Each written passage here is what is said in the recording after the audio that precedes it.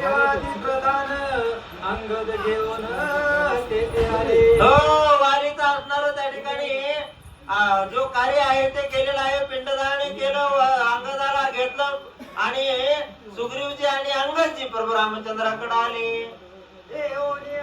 येऊनिया अवघे जण वंदोनिया श्रीरामचरण सुग्रीव हात जोडोनी आपण अंगदा घेऊन उभा केला. सगळेजण आलेले प्रभू रामचंद्राच्या समोर आले. अंगदाला घेतलेलं सुग्रीवजीने हात जोडले, प्रभू रामचंद्राच्या समोर उभा राहिले.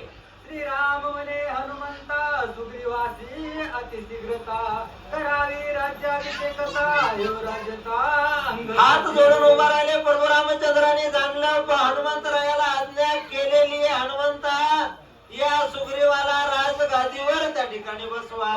श्रीरामाची वचनोक्ती हनुमंते केली विनंती. स्वामी येऊनी किष्किंधे प्रती सुग्रीव राज्यार्थी अभिषेक. हनुमंतरायानं प्रभू रामचंद्राचं वचन ऐकलं आणि सुग्रीवजीला विनंती करू लागले. सुग्रीवजी, किष्किंधेचा राज्याचा जो स्वीकार आहे तो करा. आपुलेने हाते श्री राघवा सुग्रीव राज्य स्थापावा. ते आवडे आमच्या जीवा कृपाळवा श्रीरामा. हो, आणि मग त्या ठिकाणी असणार हनुमंतराय विनंती करतात, प्रभू रामचंद्रा तुम्ही कृपाळू आहात, दयाळू आहात, तुम्ही काय करा, तुमच्या हातानं सुग्रीवजीला त्या ठिकाणी राजगादीवर बसवा, मग आम्हाला जरा जास्त आनंद होईल. यावर प्रभू रामचंद्र काय म्हणतात? हनुमंताचे वचन संतोषला धीर गुरंधन आपले नेमाचे लक्षण सोय आपण सांगत. हो, आणि मग त्या ठिकाणी आनंद झालेला आहे प्रभू रामचंद्राला.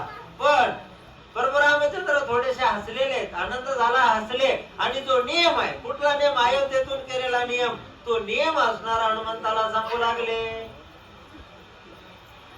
श्री दशरथाज्ञा श्री 14 वर्षे निज निर्धारी संग्रामी अथवा नगरीपुरी प्रवेश न करी.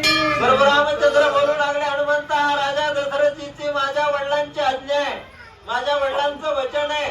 संग्रामामध्ये जायचं नाही, नगरामध्ये जायचं नाही, कुठल्या सोहळ्यामध्ये जायचं नाही, कारण मातेचं वचन आहे वनात वनवास भोगायचा, असं त्या ठिकाणी जे वचन आहे सांगू लागले. नेमाचे वचन हनुमंत धरले श्रीरामचरण सवे धाडावा लक्ष्मण राज्याभिषिंचन. हो, आणि मग त्या ठिकाणी असणारं वचन ऐकलं हनुमंतरायाने आणि प्रभू रामचंद्राच्या चरणावर नतमस्तक झाले. आता प्रभू प्रभू तुम्हाला येता येत नाही, हरकत नाही, तुम्ही नाही आलात तरी हरकत नाही, परंतु लक्ष्मणजीला त्या ठिकाणी आमच्या सोबत पाठवा आणि मग सुग्रीवजीचा राज्याभिषेक करू.